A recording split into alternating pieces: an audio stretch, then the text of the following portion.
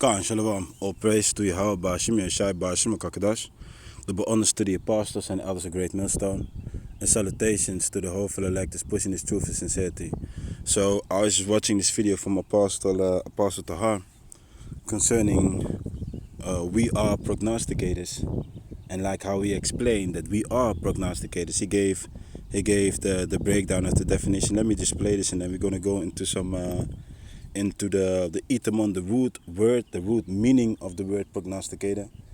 And I want to pull some scriptures because people might get fooled by the meaning of words and how you got prognosticators on the left hand side and on the right hand side. You know, we are the righteous prognosticators that are foretelling what the Most High says that He's going to do upon this earth by the foreknowledge to the signs that the Most High gives us concerning the prophecy, to discern the time diligently, you know, to measure the time diligently, and to give our people understanding about how close we are unto the end. The same way Esau has his prognosticators, you know, and he is summoning up these demons by the help of Satan from the left hand side. So let's just play this fit, and then I'm going to pull some scriptures, pull the etymon, pull some scriptures, man. Lord willing, it's going to be edifying, man.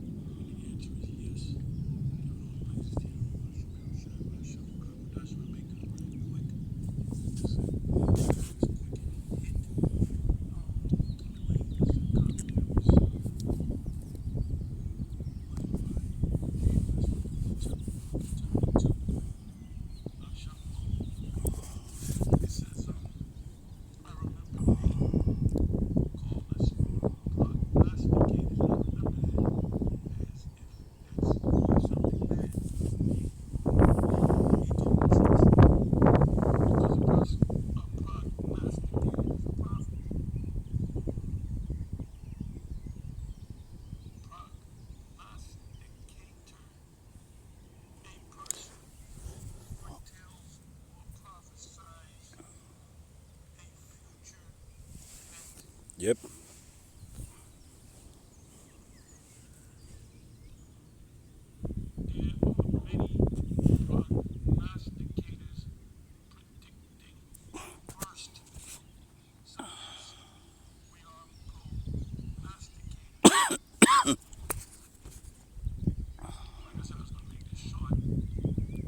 So yeah, man, that's the fit. I want to go into the etymon, the root word of the meaning of the word prognosticator. It says a foreknower or foreteller of future events by present signs, or a soothsayer. So a soothsayer, when we go into the book of Deuteronomy, Deuteronomy 18 and starting at verse 10. You know, because you got soothsayers, you got mediums. The same way like how Saul, ex-King Saul, went to that witch in order to reach and to receive answers from who was it? Samuel, right? I'm gonna bring it up because I don't want to butcher and say the wrong things. Let me just first focus on the Deuteronomy and to show you that when a person is a witch or a diviner or a medium, that person is working by the help from the left hand side, which means by the help from Satan and demons. Because a demon, an entity, is an intelligence. They got knowledge, they got information.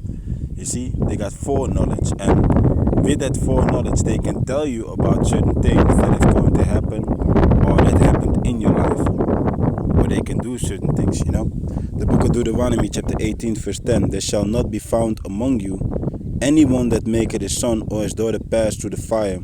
You know, the self-sacrificing of their children in order to receive gifts, protection, power, or help from the left-hand side. That's what the Most High is talking about.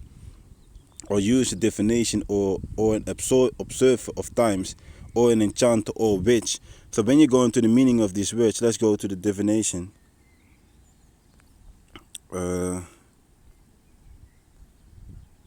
Divination.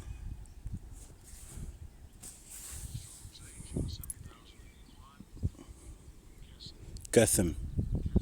It says divination, witchcraft of the nations, Balaam, of false prophets, in good sense, king's lips of oracles, divination. So let's go back, and then we immediately, whoa, what's that? This thing. Okay. But let's go to an observe of times.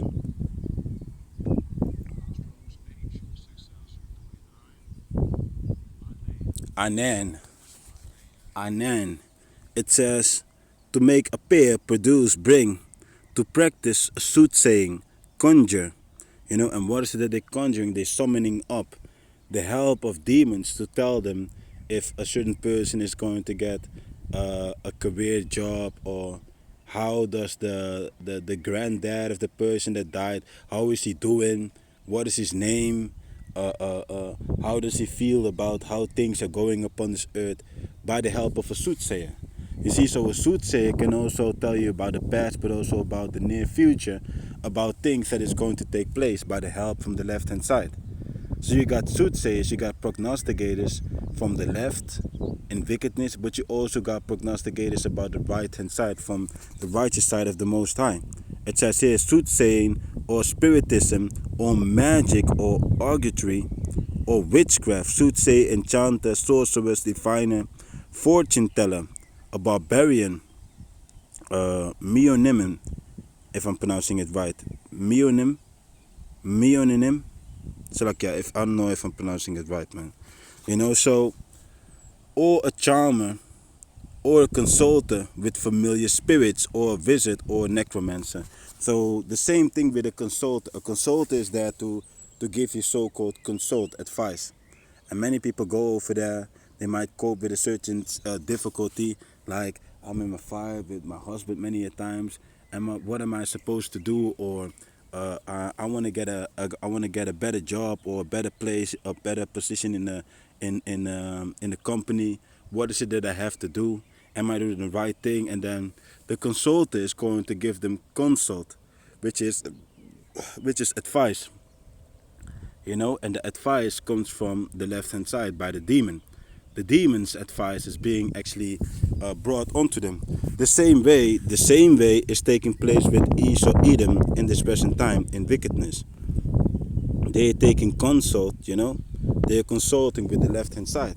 They're asking help from Satan, and Satan is guiding them by the help of demons. That's why the scripture said in Isaiah 47. Isaiah 47, verse. Let's start at verse 10. For thou hast trusted in thy wickedness. You see, they trusted in the witchcraft, in the sorcery, in the knowledge of cunning and being cunning and crafty and deceitful. It says, thou hast said, none seeth me, because they walk in darkness. And just because they are in the darkness, they represent themselves as being the owl. They bow down unto the owl because the owl can see in the dark. Many people are simply not understanding what is taking place in Babylon, in the place of the land of confusion, man. They're swallowed up in the madness that is taking place upon this earth, man. It says, thy wisdom and thy knowledge, it had perverted, because they have the knowledge of wickedness, which is not true wisdom, man. They are skilled to deceive and to mislead people, to snare people, to enslave people, man. That's their skill, that's their talent, man. To destroy, to use people, man.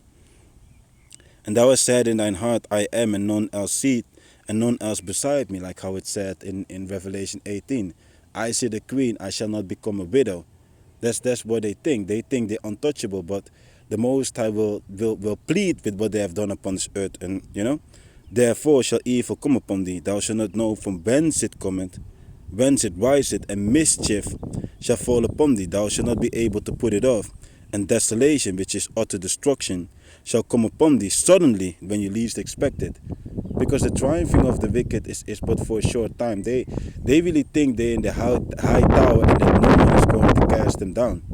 But the Heavenly Father is going to cast down Lucifer, the light bearers upon this earth, from the high heavenly ruling empire estate down to hell, to the grave, to the pit. That's what the Most High is going to do, man. And desolation shall come upon thee suddenly, which thou shalt not know. Stand now with thine enchantments, with the summoning up of demons, with the demon sorcery, witchcraft, rituals which you've been occupied in, and which was helping you during the time of staying in power and tricking and snaring people. And within the multitude of sorceries wherein thou hast labored from thy youth, if so be thou shalt be able to profit, if so be that thou mayest prevail. Thou it says, thou art wearied in the multitude of thy counsels. Let now the astrologers, the stargazers, the monthly prognosticators stand up and save thee from these things that shall come upon thee. So the Lord is actually mocking them, like, let those things where you put your trust in save you from my judgment. And let's find out if they have what it takes to prevent me from destroying you.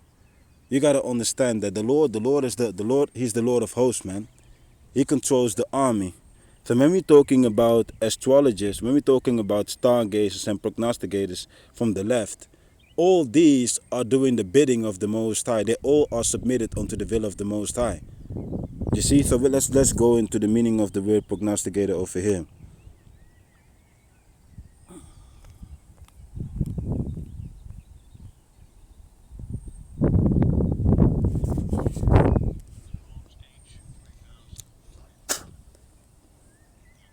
Yadeh, it says to know, to learn, to perceive and see, find and discern, to discriminate, to distinguish, to know by experience, to recognize, admit, acknowledge, confess, to consider.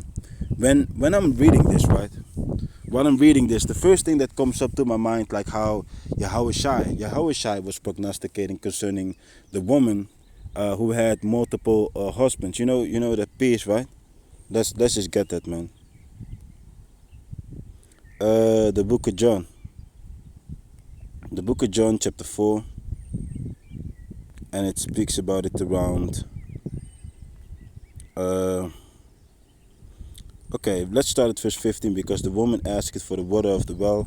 We all know the story. For those who don't know the story, you can read it from the top slowly down to the point. I will start at verse 15. The woman said unto him, Sir, give me this water that I thirst not, neither come hither to draw. Yahawashi said unto her, Go call thy husband and come hither. The woman answered and said, I have no husband. Yahawashi said unto her, Thou hast well said, I have no husband, for thou hast had 5 husbands, and he whom thou now hast is not thy husband, and that sayest thou truly. The woman said unto him, Sir, I perceive. You saw the meaning. I read it actually, man. The meaning of to be a prognosticator. You got these animals, man. These creatures, man. When you outside, man, these bugs coming out, and they really bugging, man. These bugs really bugging, man. God damn, man. But let me continue, man. The woman said unto him, Sir, I perceive that thou art a prophet. She perceived that he is a prophet because he knew. He knew information about her, which another man was not actually supposed to be or capable of knowing, but he knew it. And that shows you that this is an example of Yahawashi being a prognosticator. He foreknew and he mentioned it. The same thing is what we're doing right now. We foreknow what the Most High is going to do because it has been revealed unto us. The mysteries has been revealed unto the prophets. The prophets are actually foretelling the people upon this earth about what is going to happen before it comes to pass. So yes, you got prognosticators on the right hand side, but you also have prognosticators on the left hand side. You see? Let's get a scripture about that, man, in the book of Amos. Let's go to Amos 3. Amos 3, starting at verse 7. Surely the Lord will do nothing, but he revealeth his secrets unto his servants, the prophets. You see, so the Lord will not execute, he will not execute the things before those things are revealed unto the prophets, and so that they are being ordered unto the people. That's how the Most High works. And it's the same thing, and hey, that's the same thing on the left hand side what the wicked is doing, right? Many times when you watch movies, like the wicked is always explaining about his diabolical plan, right? The same thing the wicked is doing right now. They're telling you we're trying to achieve a new world order. We're trying to reduce the population by the help of this and of that. And of they openly tell you about what they're about to do. They tell you. The same thing on the right-hand side. We are prophesying. We are telling you by the foreknowledge granted unto us by the will of the Most High, Yahawah, what is going to take place. Let's go to the book of Ezekiel. Ezekiel 33. Ezekiel 33, verse 33. And when this cometh to pass, the prophecy of the Most High, which is to say, before we are telling them what is going to take place upon this earth, before it will be executed. We're talking about World War III. We're talking about the great gathering of the elect of the nation of Israel. We're talking about the judgment which is going to be executed upon the nation of Edom and the heathens and 2/3 of our own people. We're talking about the establishment of the tabernacle of King David. We're talking about the comeback of Yahawashi and the chariots and the angels, and how the elect is going to get beamed up. We're talking about persecution. We're talking about the moments when the angels are around us protecting and delivering brothers. We're prophesying, let me say it like that. We are prophesying about how the elect is going to receive spiritual powers. We are prophesying, we are foretelling them about the goodwill of the Most High before he executes all these things. You know? That is what we're doing upon this earth, man. So it says in Ezekiel 33, verse 33, and when this cometh to pass, lo, it will come. Yeah, because the Most High is not a liar, man. If he says it, he will execute it. Then shall they know that a prophet had been among them. That's going to be the moment when they're going to understand, like, hey, this man or those men over there, or those men over there on the corner that have been teaching, that have been pushing these videos on the YouTube or whatever platform you might push it from, they were truly the prophets of the Most High. I also think about, with that woman which was actually vexing Paul, which was continually saying, these are the men of the Lord, who are here to show you the way and to bring you back unto the Most High. She was also a prognosticator, you know. And then Paul got fed up, and then he casted that spirit from her.